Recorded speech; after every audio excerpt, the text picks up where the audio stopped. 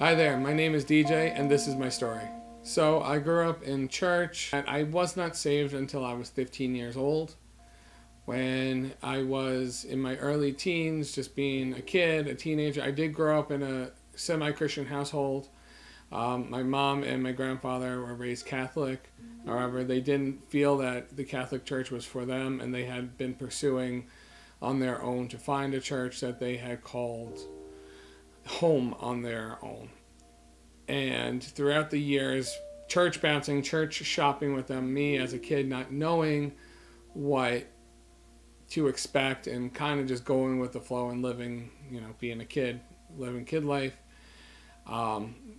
We found a bunch of different homes, and we ended up finding one particular church that my grandfather has stuck with.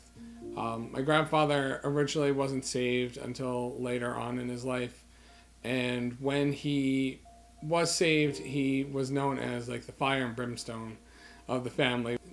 Him finding a church that he called home was something that I started seeing at an early age was very valuable.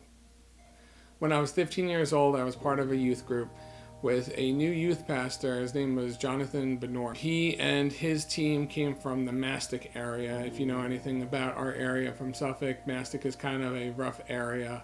I actually befriended a lot of his people from Mastic and grew a close relationship with them, and they led me on the right path because I ended up going through a couple depressions, couple like dark spots, and even my mom had even said there were some points that I was ghosted from my own friends, and she saw me enter these dark places.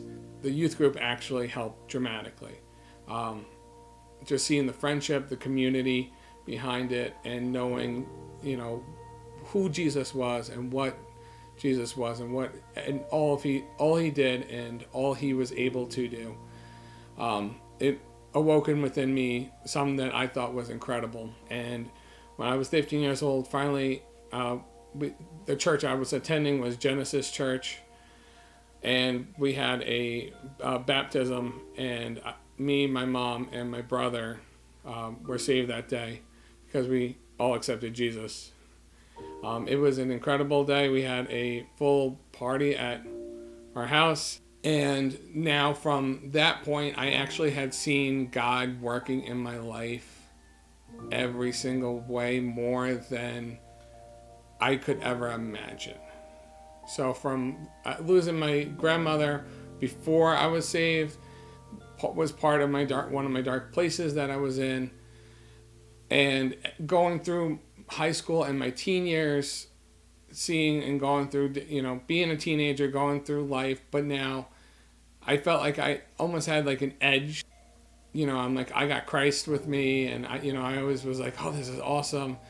And it was really cool. We took a trip with the youth group, and we went and served the DC area, finished building a kitchen and a park, as well as a couple soup kitchens we were helping out in that area. We were down there for a week, and that helped me dramatically. I started serving in the church's food pantry and the mobile outreach they have. I grew a desire over the years to consistently be there on Saturday afternoons, dropping whatever plans I had, or, even as a teenager, okay, I got homework. No, I got to go feed the homeless. And that was my heart for it.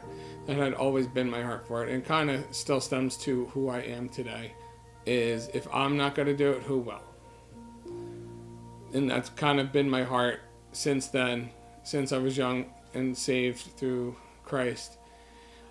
Seeing how lives can be changed, and me being one of the impacts was incredible. There was a homeless person that I still remember to this day. Unfortunately, he has passed since. He was a very altruistic guy. He wanted to work. He was down into drugs, down into alcohol, but everybody knew him. Everybody knew who he was. He was just known in the area, but he always tried to work. He had bad addictions, and things happened. I remember one time, and it still sticks out to me, is he walked up to us and he's like, DJ, I had such a bad week.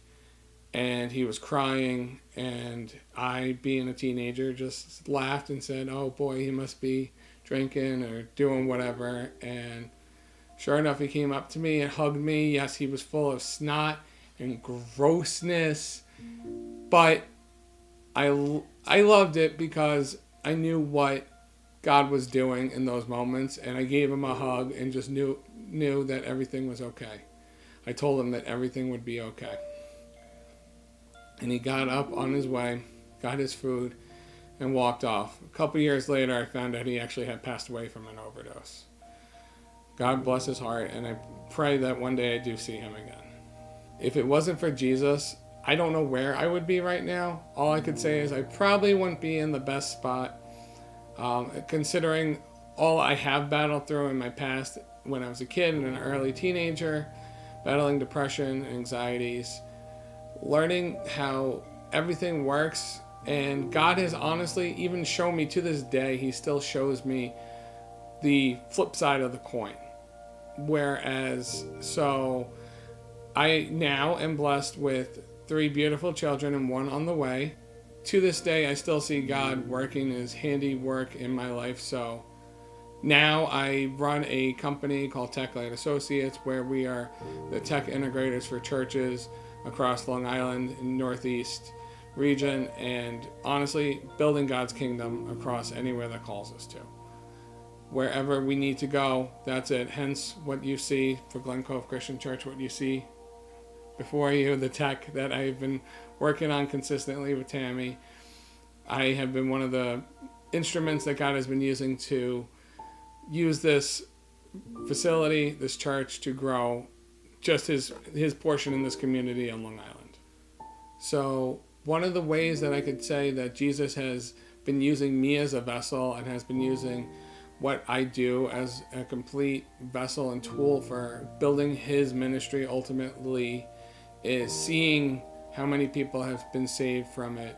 You know, you wouldn't think a cell phone, a camera, a soundboard, a computer, a TV, any of this would be even possible to save people's lives. You know, you're watching this on the computer, online, in the room right now, and you are able to see God's handiwork being blessed through everything here. My name is DJ, and this is my story. Is there going to be a blooper reel?